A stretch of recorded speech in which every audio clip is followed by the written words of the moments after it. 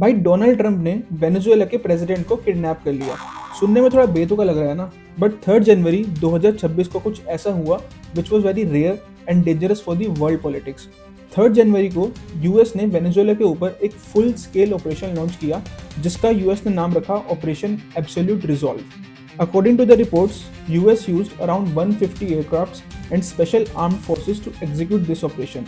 कैराकस, जो कि वेनेजुएला की कैपिटल है, उसके ऊपर एक्सप्लोजन सुने गए, उसका एयर डिफेंस सिस्टम डिसेबल हुआ और कुछ ही घंटों में सिचुएशन एकदम बदल गई। But the main question here is that why did US capture Nicolas Maduro? इसका आंसर सिर्फ पॉलिटिक्स नहीं है बल्कि लॉ और पावर का एक डेडली कॉम्बिनेशन है। यूएस कोर्ट्स ने निकोलस मदुरो के ऊपर पहले से ही ड्रग्स ट्रैफिकिंग और नार्कोस टेररिज्म जैसे हेनस क्राइम चार्जेस लगा रखे थे। तो अगर यूएस की माने तो ये कोई वॉर नहीं है बल्कि एक क्रिमिनल अरेस्ट है। लेकिन सिर्फ लीगल रीजन ही इसकी स्टोरी नहीं है, because Venezuela has one of the largest oil reserves in the world, even more than Saudi Arabia.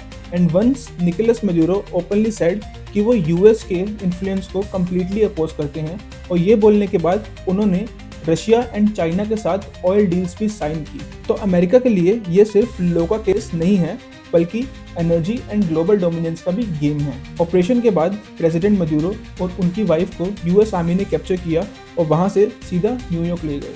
According to the reports, इस ऑपरेशन में अराउंड 80 प्लस कैजुअलिटीज हुई, जिसमें 30 प्लस क्यूबन मिलिट्री पर्सनल भी शामिल थे, और इवन क्यूबा ने तो नेशनल मॉर्निंग भी डिक्लेयर की। ऑपरेशन के बाद डोनाल्ड ट्रंप ने बोला कि अब से वेनेजुएला को यूएस रन करेगा, और ये स्टेटमेंट पब्लिक होते ही global powers just like Russia, China और इवन यूनाइटेड नेशन ने भी इस स्टेटमेंट को अपोज किया। इसके बाद ट्रंप एडमिनिस्ट्रेशन ने अपने इस डिसीजन से स्टेप बैक लिया। और अगर हम इस पूरी सिचुएशन को सम करें तो ये कोई किडनैप या फिर अटैक नहीं है बल्कि लॉ, पावर और ग्लोबल डोमिनेंस का एक जीता जागता एग्जाम्पल है। I am Ruchir and this is what's happening.